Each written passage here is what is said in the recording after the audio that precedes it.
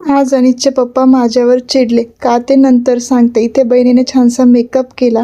Makeup करून अनिशला खेळवत खेळवत छानसा family photoshoot करून घेतला.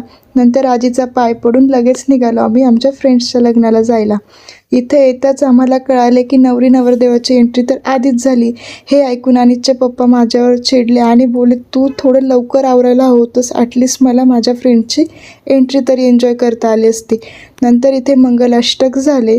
मंगलाष्टक झाल्यानंतर इथे दोघांनी एकमेकांना माळा घातल्या. दोघंही त्यांचा मुमेंट फार एन्जॉय करत होते. हे पाहून खूप छान वाटत होतं.